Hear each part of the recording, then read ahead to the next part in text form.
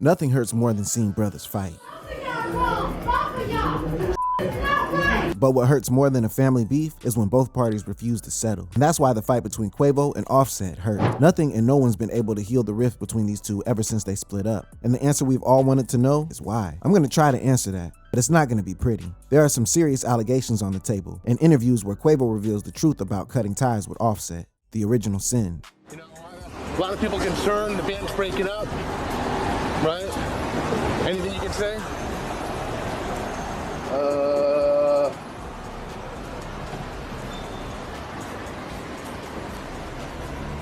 No.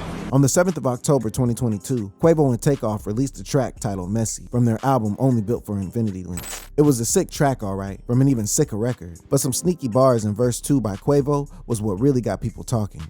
My dog behind my back, but I ain't stressing. You wanted the gang, you should've just asked, we would've blessed it. You see, there have been rumors that the Migos, an incredibly successful trio band, had broken up. A band that had been together since they formed in 2008 and found mainstream success in 2013. A band that was made up of two cousins and a nephew, basically family. There was no way on earth the Migos had split, right? Wrong. The album Only Built for Infinity Links that Quavo and Takeoff released in October 2022 was released as a duo, out with Migos, in with Unconfused. This was what Quavo and Takeoff were now calling themselves. Offset was officially out of the picture. It was real, and true fans were filled with terror. Were these dudes serious? Was there really a beef going on between Offset and his two brothers? What was it? Well, before their relationship burst into flames, there was a hella lot of smoke. And as you already probably know, it had something to do with Sweetie hooking up with Offset after she broke up with Quavo. Fans were certain the bitch in Quavo's Messy lyrics was Sweetie, and the dog was, well, you do the math. Now, hip-hop and infidelity are no stranger. I could pull up a long roster of scandals involving rappers cheating on their significant others. From Giveon taking Justine Skye on a masterclass in character development, to YG somehow finding a way to cheat on Kehlani, even though they were in an open relationship. Wild. See, man, truth is, cheating is routine in the music industry. But what probably made the Quavo situation sting was the fact that Offset was supposed to be family, and whatever unspoken bro code they had was probably broken when the deed was done. But did he do it? That's the question. Only Quavo and the family know. And from all the indications to the outside, he's been moving like a man dealing with some serious hurt. Because the interviews Quavo did in the aftermath of the scandal revealed some things that might or might not have escalated the whole situation. I just feel like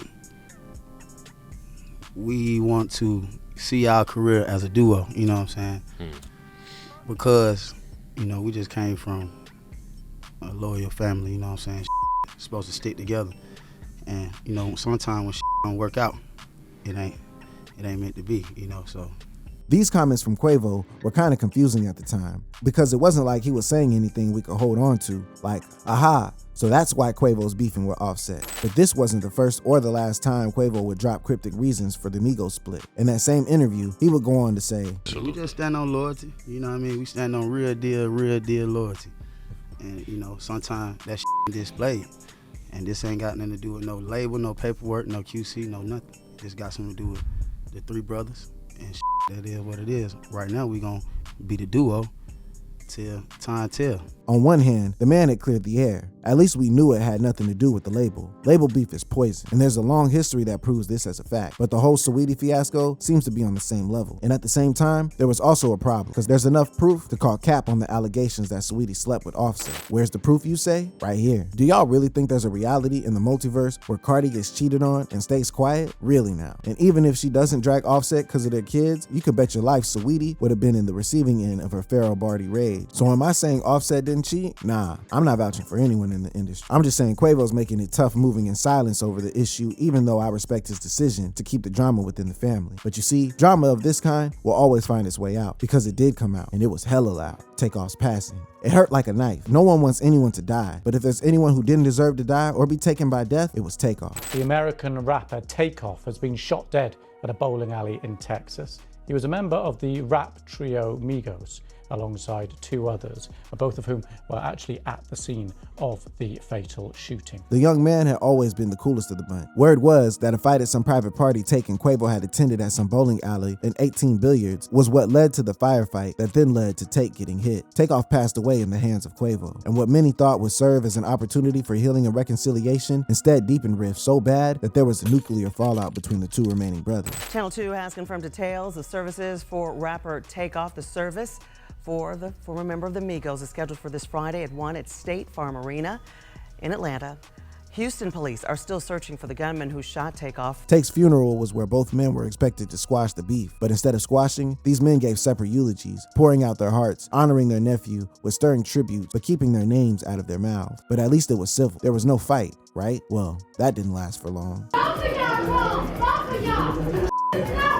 Cardi B called out Offset and Quavo after both men got into a brawl backstage at the Grammys in February. Word was the fight started when Offset tried to join the tribute Quavo was slated to give for Takeoff. Turns out the Grammys also wanted Offset to be part of the tribute, and despite being outnumbered a strong 2-1, Quavo refused to budge, and then the fight happened. Now you're probably wondering about Offset's side of the story. What was his take? How did he defend himself? Well, there's also a problem. Because if you thought Quavo was being cryptic, Offset was just a total no-show. Aside the fact that the man refused to even comment on the split in interviews, he even tried to play off the fight he had with Quavo as false news. Immediately, the news broke out. Offset tweeted, "What the f*** I look like fighting my brother? Y'all is crazy." Thank heavens someone leaked the Cardi clip. At this point, things seemed like they were going nowhere, and it was kinda like we could never know why these two fell off so hard. But lucky for us, there was one more character in this story that had something to say, because on the night that Takeoff lost his life, the son of Jay Prince got intertwined in the whole mess. And if you know the OG Jay Prince, he'll talk if you push him hard enough. Mob ties. This clip right here was what pulled Jay Prince and his label into the whole situation with Takeoff. In the clip, you can see his son, Jay Prince Jr., the one with the chain on, casually walk past Takeoff's body as he lay on the floor in the immediate aftermath of the attack on November 1st, 2022. While there's been a lot of rumors blaming the goons of Mob Ties, a label that Jay Prince owns and runs, for the murder of Takeoff, fans took a customized version of this rumor and ran with it. The story was that Jay Prince's son was in fact cold-blooded and did not try to help Quavo help Take. Fans came after Jay Prince and his family, holding them responsible for Take's demise. And Jay Prince wasn't having any of that. He went on Chris Gotti's Giving Them Business podcast to clear the air. You know, one of the biggest lies that was told, he walked by, Takeoff body as if he was heartless and didn't care. In reality, Junior, my cousin Michael Prince, that's here with me. Shout out Mike. You know what I mean? They was there with Takeoff from the beginning to the end.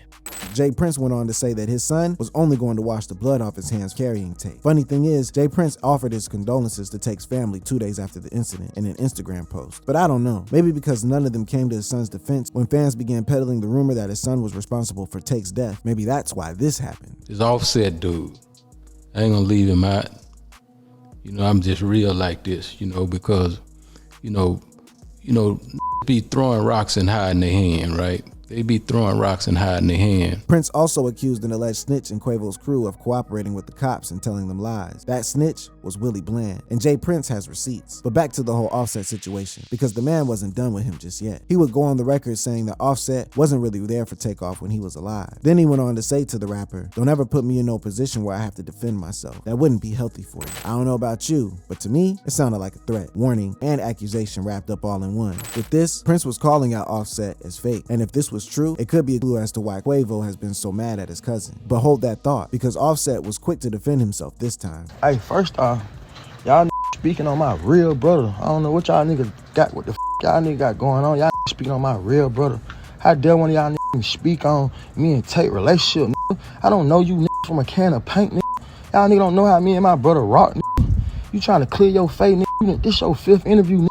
2 days after Offset's response, Jay Prince clapped back with a long-ass caption on IG where he basically called out Offset as a liar while defending his own integrity. He would later claim that he had helped Cardi around when she needed to move around LA. Well, you could trust Cardi to respond. In a deleted tweet, she immediately called him out as a liar, asking him to show receipts and accusing him of being a head writer for Disney Studios. Then Offset issued what we now believe must have been the finishing move on the Mob Tie boss in a tweet that read, "Street nigga turned cop, never needed you for no smoke. You the police, all mouth with no proof, just fairy tales. Let this be the last time we speak on this." Jay Prince has either chosen not to respond since then or has decided to hold back, considering how messy the situation can quickly get. Crazy how a beef between brothers quickly became a struggle between egos and trips. Funny how the only one who could have answered the question has chosen to be silent, sticking to his philosophy of keeping his family business within the family. Did Offset sleep with Saweetie? Was he really a deadbeat around Take when he was alive? What did Set do to Quavo to cause this level of bad blood they're currently dealing with? I've done my part. Now it's your turn to give some answers in the comment section. And if none of y'all have any answers, then I guess we'll never know.